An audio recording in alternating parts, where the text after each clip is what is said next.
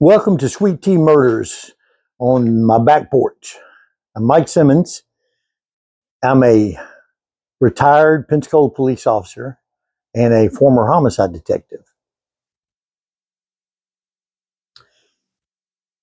On June the 25th of 1983 at 10:30 at night, John Gentry said goodbye to all the people that had been at the party with him at the nice, air-conditioned, swanky Driftwood restaurant.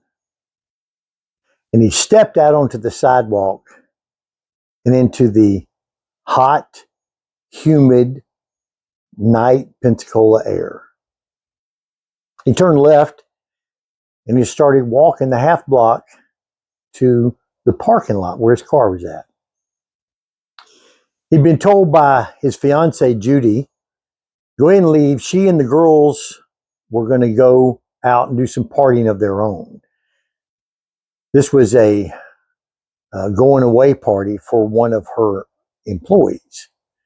And then she said for him to stop by and get some expensive champagne, and she would be there after a while, and they would have their own celebration. He turned the corner to the parking lot, and there was his pride and joy, his 1981 Ford Futura. He got in, closed the door, cranked the car up, and when he went to pull on the headlights, he heard a click, or felt a click, or both. But before he had time to process it, the sticks of dynamite that were hidden in the trunk exploded with mighty force. The people in the Driftwood, including his fiancee Judi, heard the noise and came running outside.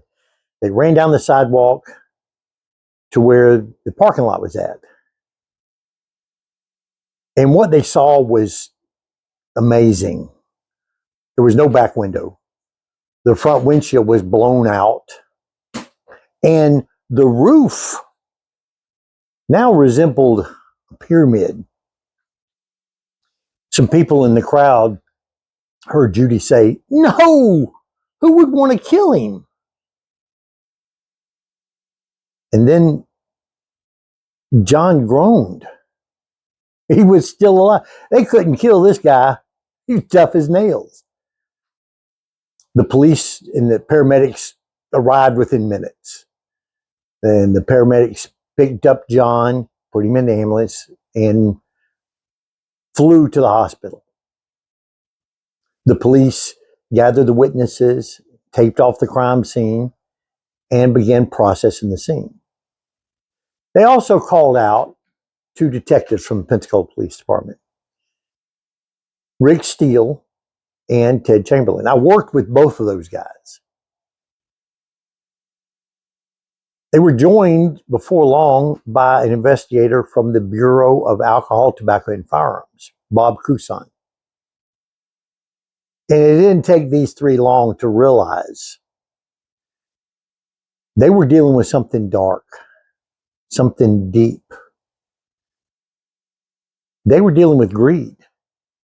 They were dealing with betrayal. They were dealing with poison.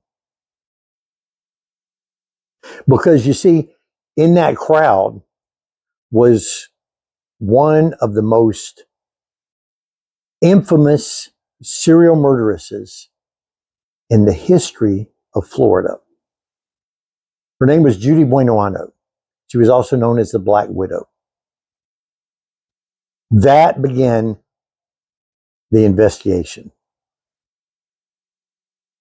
Now, join me exactly 43 years to the day of that incident. On June the 25th, 2026, downtown Pensacola at 117 East Government Street, which is the Voices of Pensacola Multicultural Center, beginning at 6 o'clock.